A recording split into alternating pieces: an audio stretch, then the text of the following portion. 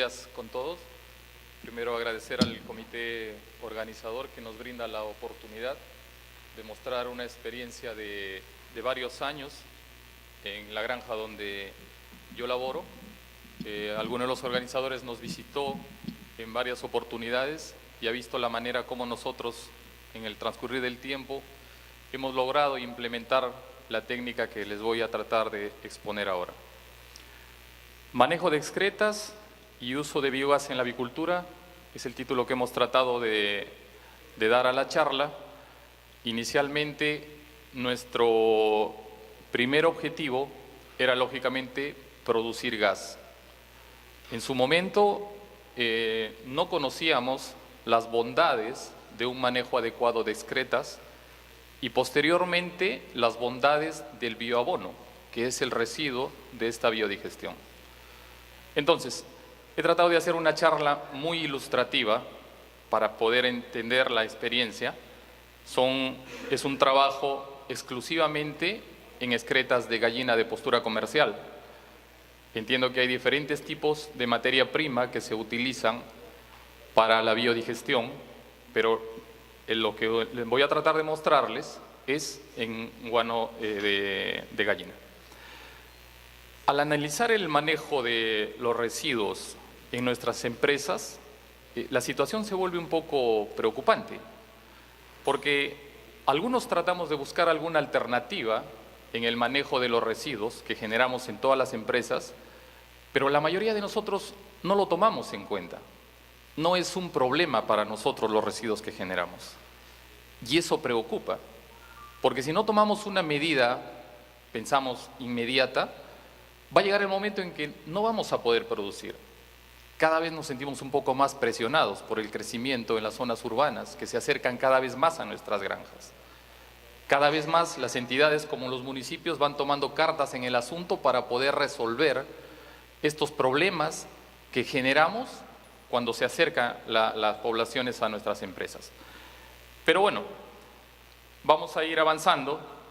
Me veo en la obligación de tratar de mostrar este cuadro, cómo se va transformando la materia orgánica en metano, pasando por varias etapas, las 4 etapas de la biodigestión en realidad, como es la hidrólisis, la fermentación, la acetogénesis y al final la metanogénesis, ¿no? Hay muchas bacterias que van participando en esto, como es el tipo de las bacterias fermentativas, y vamos llevando todo el ciclo hasta la producción de biogás. Ahora, la realidad de muchos, esta panorámica un poco nos ilustra a lo que nos lleva el futuro de las negociaciones. Ven ustedes esas granjas donde se respetan las distancias entre granjas con zonas ya muy pobladas, en este caso por plantaciones de productos agroexportables, que para los gerentes, directores de las empresas, son negocios muy rentables en el medio. Les hablo la realidad del Perú. Entonces, se pierde un poco el respeto que teníamos en ubicar nuestras granjas. Pero esto tenemos que mantenerlo, tenemos que llegar a sobrellevarlo, porque son realidades que las vemos día a día. Entonces, vean ustedes cómo todas esas plantaciones nuevas prácticamente nos liberan de alguna manera de algunos contaminantes como barreras, pero también tenemos que saber llevar los negocios de manera conjunta. Miren esta fotografía. La parte de adelante es una clasificadora de huevos, al fondo vemos algún galpón y miren hasta dónde buscan para tratar de poner las plantaciones. Prácticamente hasta donde llegue el agua. Entonces, hay que tratar de tener la astucia para mantener la relación del personal de uno a otro lugar. Lógicamente, yo no deseo que el personal de la parte agrícola invada mi terreno y ellos tampoco. Pero en el caso de nosotros, hemos tratado de llevar esta cosa adelante. El término que dice abajo, empresa agropecuaria, con los beneficios de un lugar de la empresa, hemos logrado beneficios en el otro lugar, en la parte agrícola. Vamos avanzando Yo creo considerar estos 4 antecedentes en el manejo de excretas. Y eso es lo que muchos hacemos. Participé en una charla del doctor Irigoyen ahora en un AMBA en Perú, y el doctor Irigoyen nos mostró justamente muchas cosas de las que estoy hablando, muchas cosas de las que nosotros no consideramos. Y yo creo que hay que tomar en cuenta estos 4 puntos que vamos a hablar durante la charla. La primera son labores ejecutadas por terceros, son personas que no ven las consecuencias, porque no las saben, de diseminar contaminaciones, diseminar enfermedades, diseminar plagas, pero se considera estos servicios de limpieza en las granjas. Nosotros no participamos mucho de esto. La segunda, cada vez menos utilizada, por el tema de que cada vez tenemos que pasar certificaciones para poder agroexportar. Entonces ya no nos permiten echar el guano directamente a las plantas. Ya no. Hay muchas cosas de que nos van cerrando el círculo y nosotros debemos de analizar eso. La tercera es muy utilizada por muchos y esa es una forma muy saludable de poder manejar el guano. ¿Lo hacemos? Sí, pero no en la magnitud. No, ¿qué porcentaje de nuestros residuos, en el caso de las excretas, lo adireccionamos a estas prácticas? Muy pocas. Y la cuarta, que es el tema que vamos a hablar ahora nosotros, también debemos de ser muy finos en las consideraciones, porque hay una inversión inicial alta y hay otros puntos a considerar, como es el tema del día, lo vamos a ir hablando. Las 2 primeras son usadas muy frecuentemente por muchos, lo cual, la primera, básicamente, nos libra de alguna manera del problema que nos ocasiona el guano. ¿Nos libera de verdad de los problemas o nos ocasionamos más problemas? Creo que los que entendemos del tema es que nos ocasionamos más problemas con estas prácticas, ¿no? Entonces, mucha gente en realidad hace eso y tenemos que considerar, ¿nos libera del problema esto? No, definitivamente no. Los que entendemos el tema no. Pocas veces inclusive se retira fresco de nuestras instalaciones. Muchas veces lo dejamos ahí, que seque, que baje la humedad para poder retirarlo, ¿no? Entonces, si no hay manera como considerar. Miren, esta es una práctica de servicio de limpieza y le he puesto un signo de interrogación ahí porque no amerita mucho un servicio de limpieza. ¿Me entienden? Entonces, es muy poco controlado. Básicamente, nosotros no tenemos control de este personal. No están en nuestras planillas. No sabemos de dónde vienen. Viven prácticamente en nuestras granjas. Ellos se acomodan como sea. Hombres, mujeres, familias enteras que viven en las granjas, pero nos libran de la limpieza de las instalaciones. Ellos se encargan. Ni le cobro ni me paga, pero ellos se encargan de liberarnos de los residuos que tenemos. Y dentro del manejo no hay ninguna consideración. Miren ustedes ahí la fotografía, las jaulas están repletas de huevos, pero ya los señores ya están trabajando. No se considera horas de puesta, no se considera nada. O sea, ni por cuestión sanitaria ni por cuestión de manejo hay alguna consideración en esa fotografía. ¿Y qué hablamos del transporte? Miren, vehículos que prácticamente de uso interno, ¿sí? Pero en unas condiciones sanitarias pésimas. Miren la condición con la que trabaja el personal. Entonces, ¿a dónde podemos llevar esto? Y esta gente no se lleva el producto al momento. Ahí lo ponen, miren ustedes. Al frente de nuestras granjas. Entonces, no se concientiza qué es lo que se ocasiona con eso. Se propagan contaminantes, plagas, moscas, roedores, escarabajos, aves silvestres. Generamos ecosistemas nada saludables para lo que nosotros buscamos. Pero convivimos con estos problemas. Disminuimos la calidad de vida de la gente que vive cerca. Ese es un problema que está creciendo mucho ahora en el tiempo. Entonces no consideramos esas cosas. Ya con el tiempo no nos van a permitir llegar a producir. Pero estas son cosas que pasan en realidad. Los municipios toman parte ya de este problema. Ya nos llaman a reuniones, que tenemos los pobladores cercanos y cosas así, que en realidad hace poco tiempo eso no pasaba, no existía. Éramos amos y señores de nuestro territorio y no ocasionábamos daño a nadie. Ahora la cosa va cambiando y con pasos agigantados. Inclusive se hace este secado de guano en las granjas en presencia de animales. Miren, ahí están las gallinas. Y esa práctica se la hace 1 o 2 veces en el ciclo de producción de la gallina, que es más o menos 1 año. En nuestras mismas instalaciones nosotros originamos eso. Y se hace. Esta es una práctica que sí se la recomienda, pero se la recomienda mientras se lleve las excretas a una zona alejada para darle ese secado y ese tratamiento de un zarandeado se ve ahí en esa zona. Pero hay que considerar 2 cosas: que esté alejado de lugares poblados y de nuestras granjas. Pero ¿se considera así o se considera que esté alejado primero de nuestras granjas y de los lugares poblados? Son preguntas que uno se hace y cada quien lo responde a su manera. Nos ofrecen máquinas para poder hacer el tema del compostaje. Inclusive acá afuera vi ofreciendo este tipo de máquinas. Esto es una muy buena alternativa para poder trabajar el residuo. ¿Ok? Y este es el tema de hoy. Vuelvo a aclarar que esta es una experiencia de una empresa con el manejo de las excretas de guano de gallina. Y hay que considerar algunas cosas. Por ejemplo, la inversión inicial es elevada.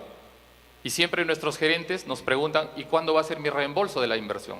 Sí, pero tú tienes que concientizarlo de que tiene que ser una inversión porque tú vas a ganar plata descontaminando. Tus problemas se van a llegar a minimizar. Y a pesar de eso, económicamente rentable. No me permití presentar costos en la charla. No me compete presentar los costos de inversión en la charla. Yo lo que voy a presentar es cómo en el tiempo hemos llegado a manejar involuntariamente el tema del manejo de las excretas. Más del 50% del guano que se produce en mi empresa se procesa de la forma como yo les voy a indicar. Entonces, nosotros debemos de otra consideración, aparte de la inversión elevada, es de que tenemos que asegurar el flujo constante de la materia prima hacia los biodigestores. El biodigestor es un biodigestor, está vivo. Entonces nosotros tenemos que considerar todas esas cosas antes de ponerlo. La intención es mantener la fauna viva de bacterias mesofílicas en el interior de los tanques. Y para eso hay que concientizar y tener un compromiso de que las cosas se hagan. ¿Me entienden? Entonces, hay un inconveniente que tiene mucha gente y es la distancia que deberían de considerar desde los galpones, desde los centros de producción hasta la zona de producción de biogás. Eso es el mayor inconveniente de muchos. Y se entiende, yo no puedo llevar el guano 50 kilómetros todos los días, ¿no?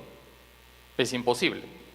Pero eso es una de las cosas de que nos lleva a pensar si debemos de invertir en este lugar. Al final todo es inversión y se debe de... Entonces, de esto es lo que vamos a hablar. Bueno, entonces voy a mostrar lo que nosotros hacemos. Esto es la zona de preparación del sustrato. El sustrato se le llama la mezcla del guano fresco más el agua. Eso es el sustrato. Eso va a ir a una biodigestión que va a llevar un tiempo de permanencia más o menos de 25 días en los biodigestores y el residuo de esta biodigestión lo vamos a llamar biol. Biol es el bioabono que sale después de la biodigestión. Entonces tenemos sustrato, proceso y vamos a colectar el biol. Ok, acá es el inicio de una serie de procesos que en realidad nosotros lo hemos ido implementando conforme íbamos conociendo la realidad de los biodigestores. Esto no se ha hecho de un comienzo. Esto es un aprendizaje por error y me da orgullo aceptarlo, porque es la manera como hemos logrado implementar estos biodigestores. ¿Ok? Aclaro de que se hace estas cosas porque el guano de gallina tiene algunos residuos que no son metanogénicos. Hay otros tipos de materia prima que sí se digieren al 100%, entonces tenemos que considerar, ¿no? Al comienzo esta zona de preparación estaba muy cerca a la zona de los biodigestores y definitivamente no era nada saludable. Lo veíamos como un foco infeccioso, no podíamos hacer la limpieza. Miren ustedes acá, por ejemplo, como en estas pozas, perdón, no tengo bien el puntero acá, pero se ve que hay una rampa ahí para, lógicamente, puedan ingresar los vehículos y hacer una limpieza adecuada. Hay que pensar también en el personal que va a limpiar estas pozas todas las semanas, ¿no? Entonces, si nosotros hacemos un buen trabajo en esta zona de preparación de sustrato, vamos a tener un buen resultado en la cuestión interna de los biodigestores. Vamos avanzando. Esto es un compromiso de la empresa. Ahí la foto ha caído en un galpón automático, pero hay que comprometernos en que debemos de retirar el guano a diario de este tipo de instalaciones. No del tradicional, pero sí de las instalaciones automáticas.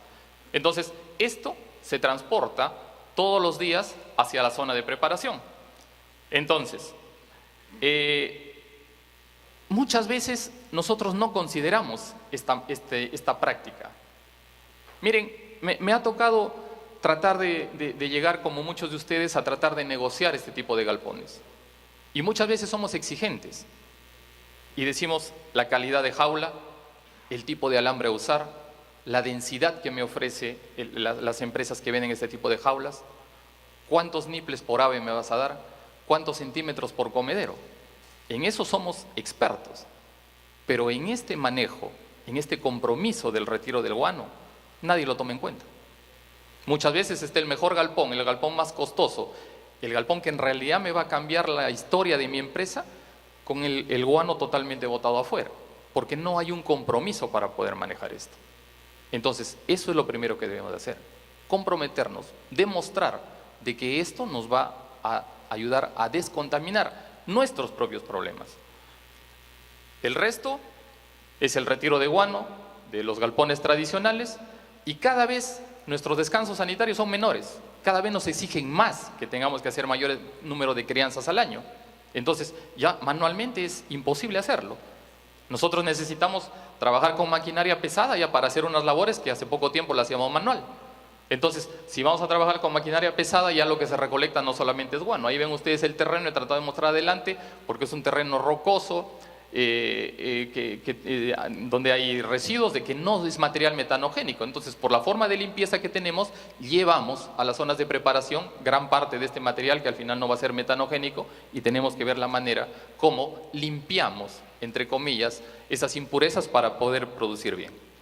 Entonces, una vez que se traslada la materia prima, tenemos unas pozas de preparación, donde las pozas se las ha hecho justamente para poder sedimentar este material no metanogénico, ¿no? Esto se hace, contamos con 2 pozas porque debemos de respetar los tiempos de la preparación del sustrato. Esto se prepara muy rápido, pero hay que tener todas las armas para poder hacerlo. Ahí vamos a ir avanzando conforme haga la charla. Una vez que vertimos el guano, se saca la proporción del guano más el agua, y se puede tratar de descargar 2 vehículos a la vez, porque lógicamente los vehículos tienen que ir de inmediato a seguir trayendo la materia prima durante el transcurso del día. Excelente, vertimos ya el guano, y una vez vertido el guano se procede a homogenizar. Acá está el secreto de la preparación. Miren, ahí tenemos 2 agitadores. Antiguamente teníamos uno y no podíamos lograr el objetivo, y lamentablemente uno se da cuenta que no logra el objetivo cuando empieza a perder volumen en los biodigestores con la cantidad de sedimentos. No estás haciendo buen trabajo. A pesar de incluir un segundo agitador, dense cuenta ustedes que los hemos tenido que ubicar casi en la parte central, para mejorar la agitación. Tienes que estar preparado para cualquier tipo de guano que venga, con diferentes grados de humedad, pero tenemos que estar preparados de esa manera. ¿Ok? Entonces, agitadores abajo, empieza la agitación, y los carros normalmente se les hace un lavado a presión de las tolvas y llantas porque van a ir a otros lugares a seguir trayendo la materia prima.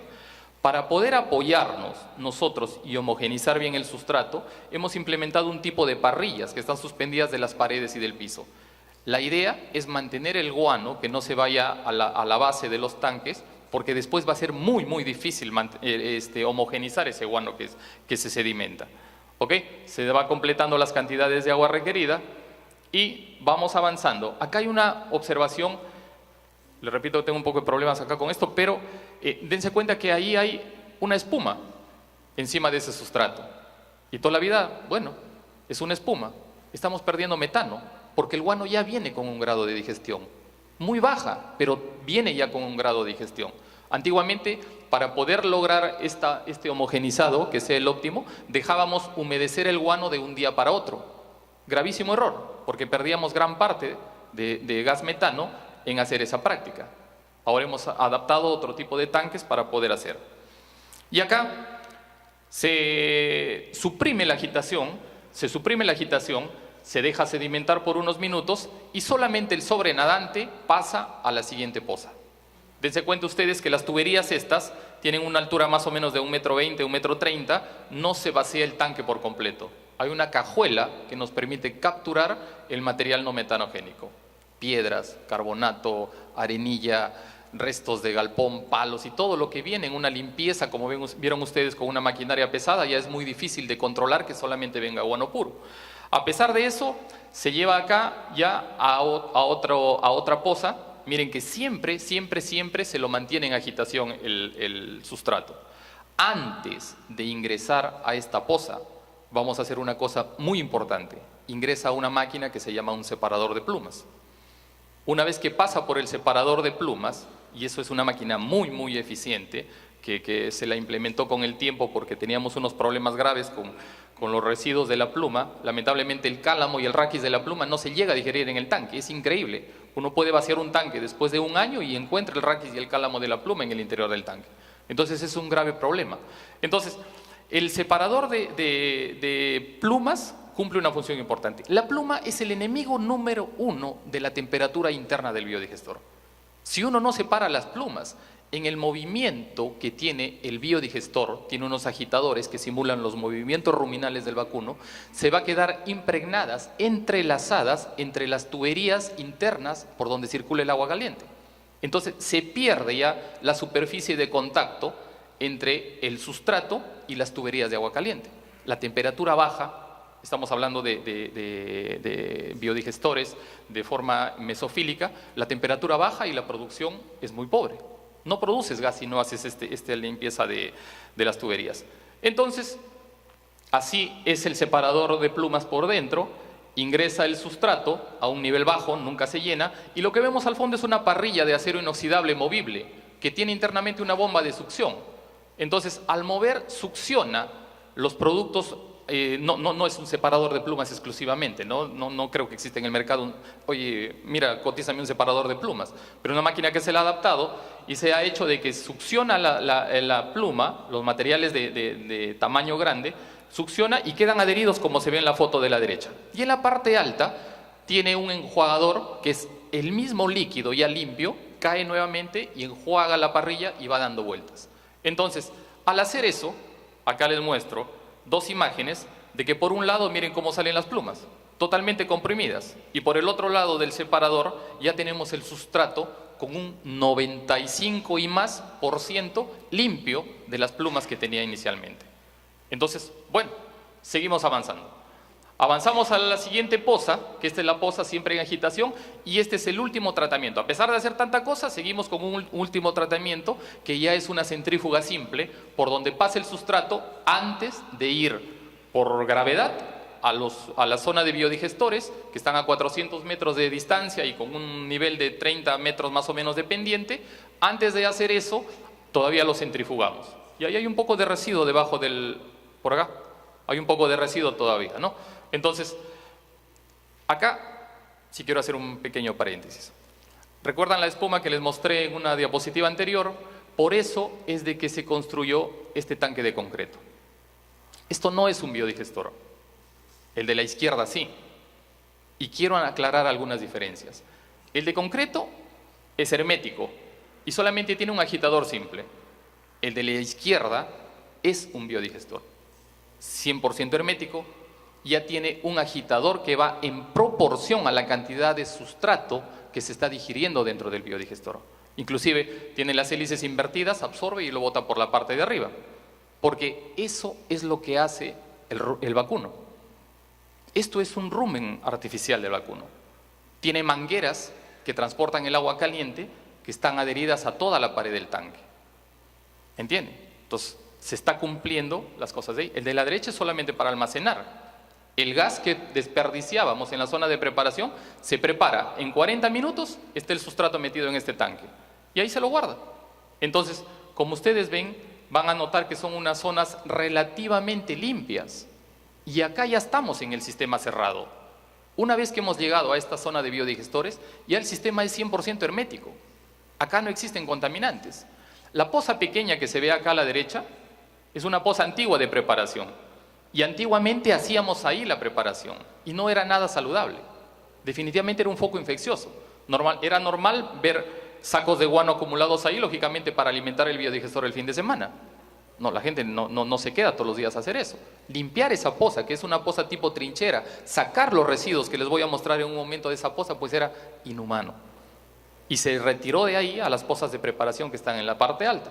Entonces, este es el segundo biodigestor. El primero se hizo en el año 97, este se hizo en el 2003. El primero fue tecnología 100% alemana. Dense cuenta, esto ya es un poco ya la astucia que tenemos nosotros los peruanos de saber imitar lo que nos traen de afuera, eso lo conocemos todos. Entonces tiene el doble de capacidad y costó la mitad. Gol. Vamos a avanzar. Entonces, tiene un diámetro de 12 metros y estos tanques tienen una cualidad de que tienen una altura total y una altura útil. La altura útil es hasta donde llega el nivel del sustrato. Y la altura total es el área que queda en la parte de arriba, lógicamente como un primer depósito de gas.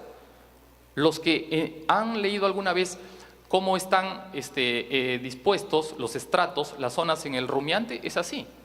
Primero hay una zona gaseosa, sólida, fangosa y líquida. Y esto es así. Tiene dos agitadores, ya no uno como el anterior. Entonces, esos agitadores están secuenciados para poder simular los movimientos ruminales que hace el vacuno. Y estos son los últimos que hemos hecho en el año 2009, 2 tanques de 3.000 cubos cada uno, que estos sí son inmensos, ¿no? Por ahí veo un vehículo que estaba revisando anoche. Miren, para que ustedes tengan una idea, el tamaño que tienen estos tanques. Tienen 18 metros de diámetro, 7 metros de altura útil y 7,5 metros de altura total. Entonces, nosotros, una vez se colecta el gas de estos biodigestores, es cierto, y la alimentación de estos biodigestores está en esta bomba de alimentación. Por cuestión de temperatura, si un biodigestor de 750 cubos tiene un tiempo de permanencia de 25 días, le toca 30 cubos diarios de sustrato. No podemos alimentar el tanque de un solo golpe, porque hay que mantener la temperatura del biodigestor. Estamos hablando más o menos de una mesofilia. Los promedios de temperatura que recuerdo son 38 grados. Entonces, si tú le metes 30 cubos con una temperatura de 15 grados, lógicamente vas a alterar la temperatura interna del tanque. Entonces, por eso es de que se hace esta alimentación secuencial del biodigestor. De los 4 biodigestores, del tanque pulmón que hemos visto, el tanque de concreto, de ahí va alimentando los biodigestores durante 12 horas al día, ¿no? Entonces, muchos dicen que la nutrición del rumiante depende de la nutrición de su microflora ruminal. Y eso es cierto. Nosotros, al iniciar el primer biodigestor, hemos hecho la combinación con el contenido ruminal fresco del vacuno. Y literalmente con el guano de gallina alimentamos esas bacterias. Y cuando se puede, le vertimos un poco más de contenido ruminal. La gallina no es gran metanogénica, ¿no? Entonces prácticamente mantenemos esa flora que está dentro. ¿Ok? Ahora, se colecta el gas, tenemos algunos globos colectores. El de la izquierda, por ejemplo, es de geomembrana simple y los otros también, ¿no? Con ingreso móvil o ingreso firme, ¿no? Inclusive algunos biodigestores se ofrecen de este material de la izquierda, que es el de geomembrana. Seguramente si vamos a trabajar con guano de cerdo, de vacuno, no habría ningún problema, no tiene mucho residuo. Entonces sí se puede abaratar costos y trabajar con esto. Seguramente con el de pollo también, no conozco, discúlpeme, los residuos. Entonces ya estamos en la parte del gas metano, ¿no? Entonces, vamos avanzando y viene el tratamiento del gas, el desulfurizado. El gas no tratado es perjudicial definitivamente para las personas y para los animales. No podemos combustionar el gas sin romper los sulfuros y tratar de rescatar el azufre. Para eso se ha hecho esto. Esto nos lo recomendaron, lo hicimos. Antiguamente desulfurizábamos de otra manera, inyectábamos más o menos el 4% del volumen total del gas producido con oxígeno, ¿no? Se hace en las paredes de las tuberías, se hace una aerobiosis y se rompe el enlace del sulfuro y se logra capturar el azufre. Se queda ahí el azufre pegado. Lo mismo que hace esto. En estos cilindros que lo vemos hay unas entradas de hombre. A esa altura hay una parrilla y por la parte baja ingresa el gas y por la parte alta ingresa un líquido. En este caso es el biol, el producto terminado ya del biogás. Al caer ese líquido, entonces rompe al roce el enlace del sulfuro y se queda adherido a las canastillas. Acá a la izquierda traté de sacar una foto de un visor que hay donde se ven las canastillas internas. Todo este cilindro está lleno de canastillas hasta la parte alta. Miren cómo salen las canastillas, cómo se captura el azufre. Claro, la de la izquierda ya no es una canastilla nueva, pero miren cómo captura el azufre. Y hay dos tanques porque hay que hacer una limpieza secuencial. No puedes estar sin desulfurizar. Entonces se para uno, se limpia, más o menos lleva de 4 a 5 días, vaciar un tanque, lavar todas las canastillas y volverlas a meter al biodigestor. ¿Ok? Ahora, antes de bombear el gas hacia los galpones, lógicamente el gas hay que enfriarlo. ¿Por qué? Porque el gas metano tiene un porcentaje elevado de vapor de agua. Y si nosotros no enfriamos el gas para impulsarlo, vamos a obstruir las tuberías en el trayecto. Impulsamos el gas a 8 kilómetros de donde está la planta de biodigestión, vamos a obstruir en el trayecto con líquido. Es increíble la cantidad de líquido que uno colecta si no tiene ese cuidado. Inclusive, conforme van avanzando las líneas, hemos ideado unas trampas de condensación según la presión del gas y eso te va eliminando el líquido de una forma automática de las líneas. Todo esto no se puede llevar si no hubiéramos hecho esto en el tiempo. Los controles para estandarizar el proceso, ¿no? Es la única manera como hemos logrado estandarizar el proceso. Manualmente siempre hemos fracasado. Más personal, personal para preparar, personal para recibir, personal para alimentar, mantenimientos. Se malograban los agitadores, los motores internos, no tenías manera como saberlo. Entonces fracasábamos todas las veces. Una vez que hemos logrado hacer esto, miren esto. Decenas de contactores, cientos de cables eléctricos se encargan de secuenciar los procesos. Alimentación, agitación, producción de gas, estado de las maquinarias, todo está acá interconectado. Por acá se ven algunos flujómetros en las tuberías, por acá se ven otros, todo va a un cerebro. Entonces, al tener nosotros acá todo estandarizado, todavía contamos con un controlador digital del proceso, ahí se aprecian los biodigestores, los agitadores, presión de gas, porque tenemos que considerar la presión del gas, puede haber una explosión, alguna cosa, lagunas de almacenaje, globos colectores de gas, todo hemos tenido que automatizar para poder estandarizar el proceso. La temperatura del tanque, lógicamente se lo da con serpentines de tuberías internos, y eso lleva agua caliente. Entonces, teóricamente, con el 15% de la producción de metano, tú puedes llegar a mantener la temperatura óptima de tu tanque. Tenemos esa alternativa, tenemos una alternativa de un calentador de agua con carbón de piedra, y lo que está al centro es un ablandador de agua, porque hay que ser muy cuidadoso con la limpieza interna de las tuberías que van a llevar el agua. Si este ablandador no funciona, o sea, ustedes se imaginan lo que es vaciar un tanque de 3.000 cubos por una negligencia de estas. Es un montón de plata, lógicamente. Entonces, el rango de temperatura que nosotros le damos a los tanques más o menos está entre 36 y 38 gramos. Esto es un flame, un quemador, una flama. Está interconectado a la presión de gas de las tuberías y se enciende automáticamente cuando la presión se eleva. Es un seguro. A medida que vamos alimentando los biodigestores, si le metemos 30 cubos diarios, como puse un ejemplo hace un momento, a un biodigestor, durante el día colectamos 30 cubos de biol. Todo eso va a esta poza, de los 4 biodigestores. Se ha hecho esta poza porque esta poza colecta, tiene un sensor de bulbo invertido que a medida que llegue el nivel, voltea y sale el biol a una poza principal, a esta poza. Miren esa poza, 5.000 cubos de biol, pero esto es un lodo. Esto es un lodo. Entonces, miren, al fondo hay un operario, casualmente, no es intencional, miren el tamaño que tiene la poza esta, recubierta interna y externamente. Dense cuenta que externamente también está recubierta, porque también nosotros nos hemos dado cuenta de que acá se llega a rescatar ya no gran parte, sino el final de la digestión. También rescatamos metano en esta parte. Ahora, una vez que se tiene el biol en esa poza, es un lodo. espeso, denso, de la parte baja de esta poza de 5.000 cubos se saca la parte del sedimento. Y eso ingresa a unos separadores de sólidos, que no es un separador de sólido de biol, son unas centrífugas que se utilizan en la industria pesquera, los hemos tenido que adaptar y reforzar para lograr el objetivo. Al hacer eso, nosotros podemos lograr separar la parte sólida de la parte líquida. Entonces, cuando se pudo hacer esa separación, ahí es donde se hicieron los otros dos biodigestores, los últimos que les he mostrado. Porque al hacer la separación ya se puede introducir el bioabono a los sistemas de riego por goteo de la empresa. Imagínense lo que es distribuir un biol en estas condiciones, es imposible. Cuando se logra hacer la separación, ahí sí ya se pensó en hacer 2 biodigestores más.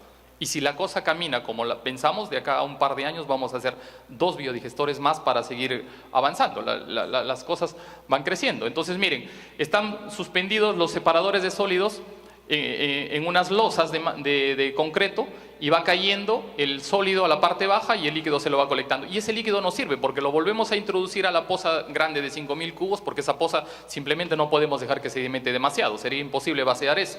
Entonces, al final del sobrenadante de la poza principal ya se saca el biol, el líquido, lo que le sirve a la parte agrícola, el bioabono, el oro verde le dicen algunos, no sé. Entonces, con eso se completa el ciclo. Dense cuenta.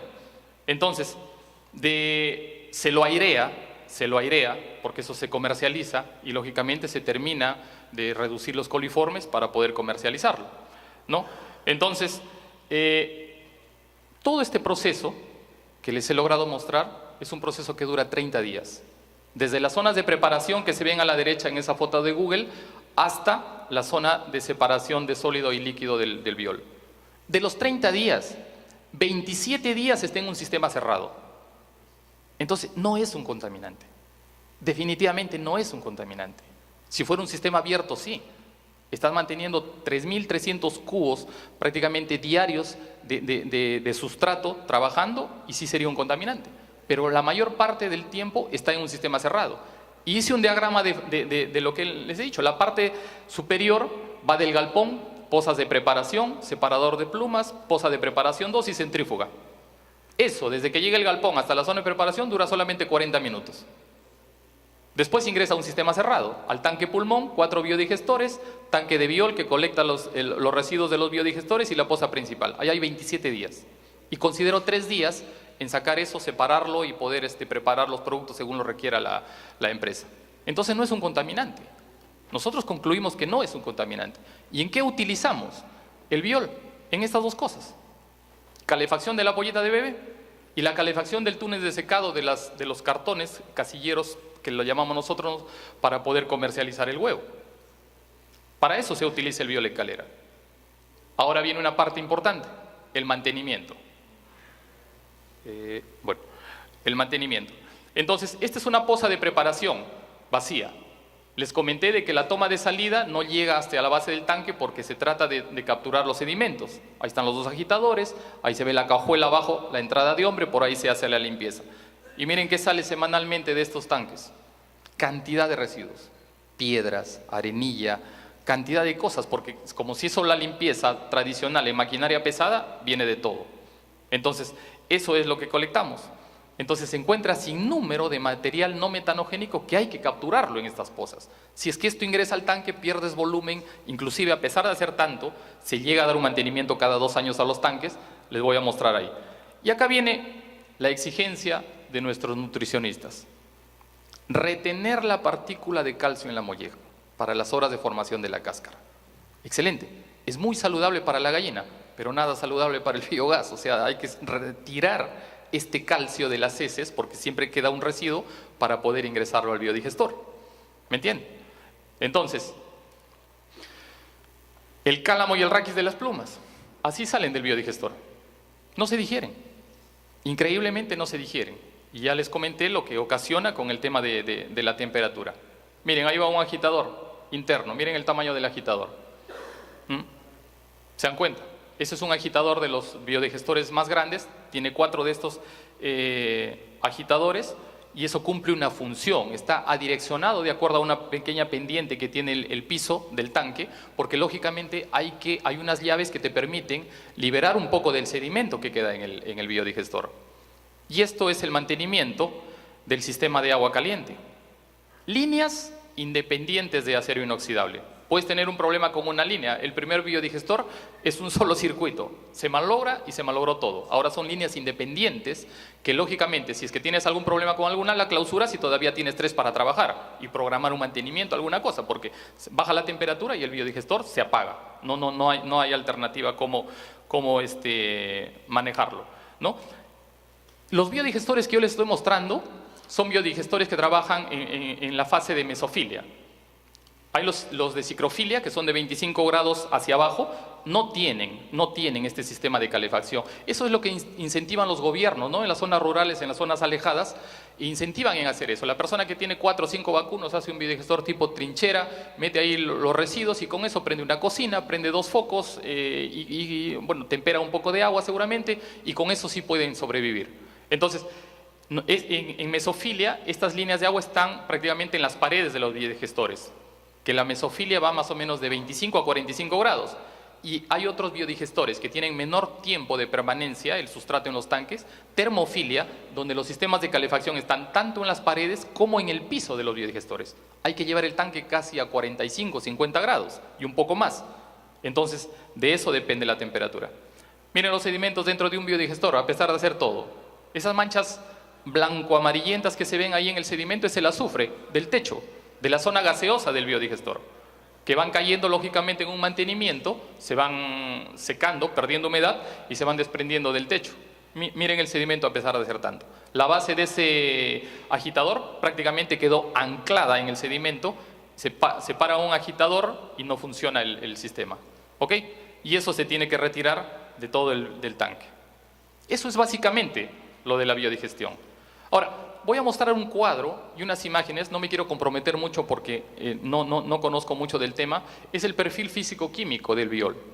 Miren, las 2 primeras partes, los macro y los micros elementos, yo entiendo de que comercialmente se ofrecen mucho para la agricultura, pero los entendidos dicen que el secreto está en las 2 de abajo. Puedes hacer una prueba entre compostaje y este bioabono y no hay comparación. Ojalá haya alguien que haya tenido oportunidad de acá hacerlo. No quiero profundizar mucho, insisto, y solamente quiero mostrarles un extracto de algunos trabajos. Son las fotos finales del crecimiento radicular de algunas plantas que se les ha hecho el tratamiento con biol versus los testigos. Miren eso. Prácticamente le sacó 3 veces más en el crecimiento radicular en el mismo tiempo. Eso fue en uva, eso fue en caña de azúcar a diferentes dosis, eso fue en un tipo de palta. Estos son unas canastillas que se hace con un borde de vidrio. Miren cómo los rizotrones en la parte de la derecha ya están llegando casi al 3er nivel, mientras el de la izquierda está recién pasando del primero al segundo. Y eso es en uva.